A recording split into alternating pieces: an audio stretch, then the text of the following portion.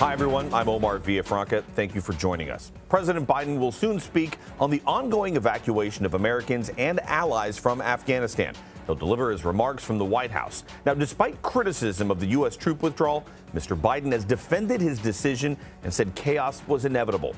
The president is no longer traveling to Delaware today. He will stay in Washington, D.C. The situation at the airport in Kabul remains tumultuous after the Taliban takeover. Some people were even seen handing their children to U.S. troops guarding the perimeter. CBS News foreign correspondent Roxana Saberi is in Qatar tracking the evacuation. A senior U.S. border official tells CBS News his agency is busy screening Afghans who arrive here in Doha before they fly to military bases in the U.S. But still, many can't even make it this far. The main route out of Afghanistan remains a scene of despair. Families so worried for the future, they're handing their children to U.S. troops, while thousands push, wait, and long for a flight to freedom. So finally, I'm getting to the airport. Hamid Mahmoudi, a former translator for the U.S. military, filmed his attempts earlier this week. I'm still in here, so unfortunately, Taliban's keeping fire on people. Twice he failed. So it's 6 o'clock came in morning, so I'm just wake up. So today I have a plan to go airport. In June, Mahmoudi told Charlie D'Agata he risked his own life to save the lives of American soldiers. They hug me and they kiss me. Now the Taliban are back in power, he says he's in more danger than ever. They will kill me and they will behead me. They will behead you. Of course. Are you afraid of being left behind? So I have already left behind. Since Saturday, U.S. forces have evacuated around 9,000 people from Kabul airport, mostly U.S. citizens and Afghans who once worked for the U.S. We joined hundreds of them on a U.S. military transport plane on Wednesday night. But on the ground, another journey begins. This video on a U.S. airbase shows conditions as people wait to be processed. One man tells us around 2,000 Afghans and U.S. citizens are here, crowded and hot. Many people wait hours for food, he says, but they're still grateful for all the U.S. is giving them. And we heard back from Mahmoudi, the former translator. He told us he didn't make it onto a flight today. He said this time he was turned back not by the Taliban, but by U.S. troops. Omar?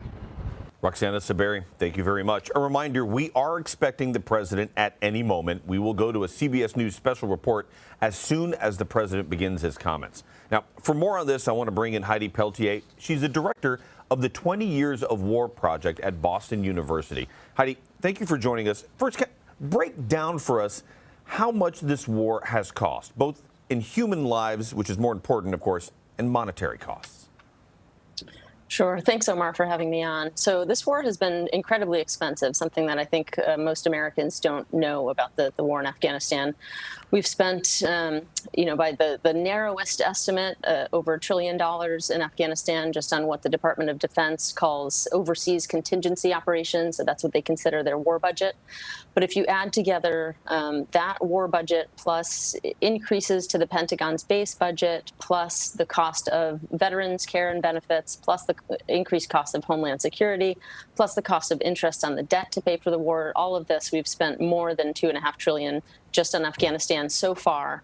And a lot of the spending will occur in the future as we continue to care for veterans and we continue to pay interest on the debt incurred for the war.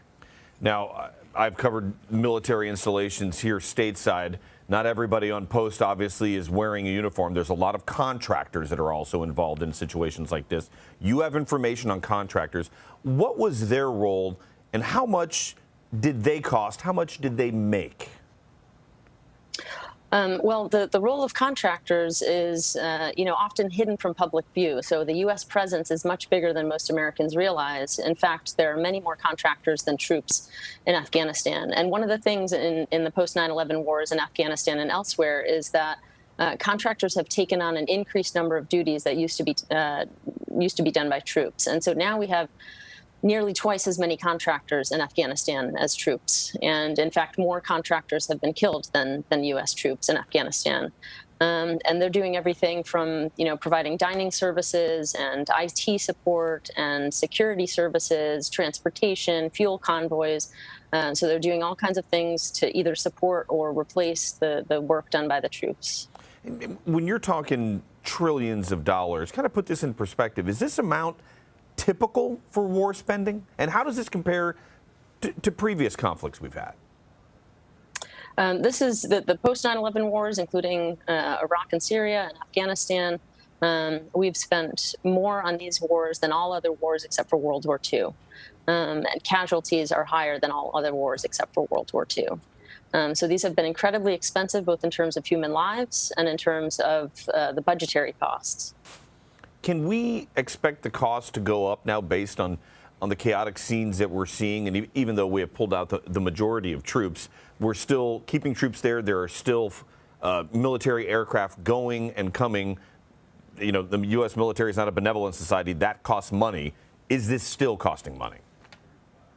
It will continue to cost money well into the future. So there are the immediate costs of evacuation, the immediate cost of providing security and additional troop support for Americans and, in some cases, Afghan citizens leaving the country.